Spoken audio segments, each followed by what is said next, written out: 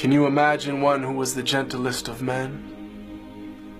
while being the most brave and just of all who've been? One who conquered all desires of self that make men weak, who granted all who asked him precisely what they seek, whom only jewels poured out his mouth whenever he would speak, who was the gem amongst the stones of men who shined unique. A selflessness and generosity that some would say was merely myth until they'd seen one of the lovers of his way, who used to mend his sandals, used to patch his clothes, who used to serve his family whenever he was home, who had a noble shyness, not gazing long upon a face, who honored all he ever met, be he king or be he slave, who always felt himself at home the most amongst the poor,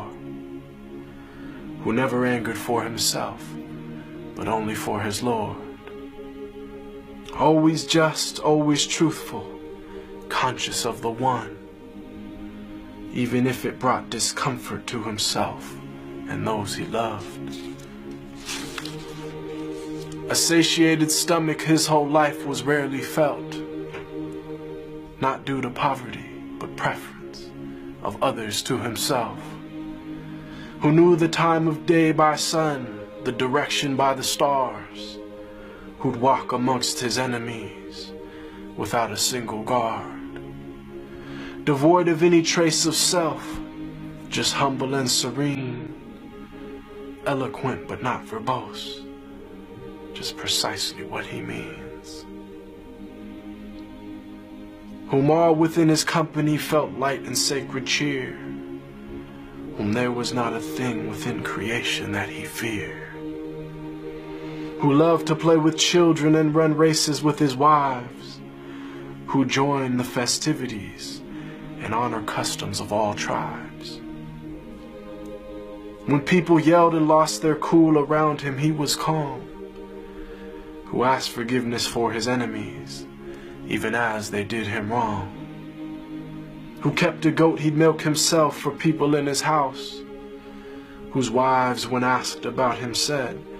he was the perfect spouse, who never looked down on a pauper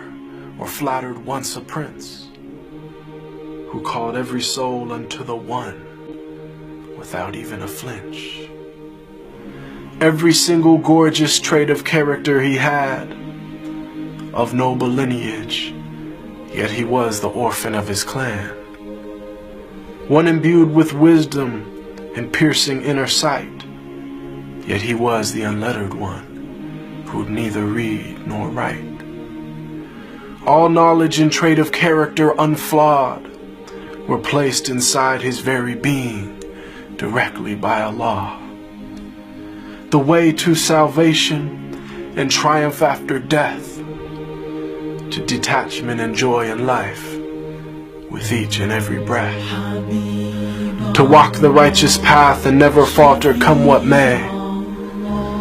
May Allah give us success in following his way. They call him Al-Amin, the trustworthy, the honest, and I call him beloved, my master, Muhammad.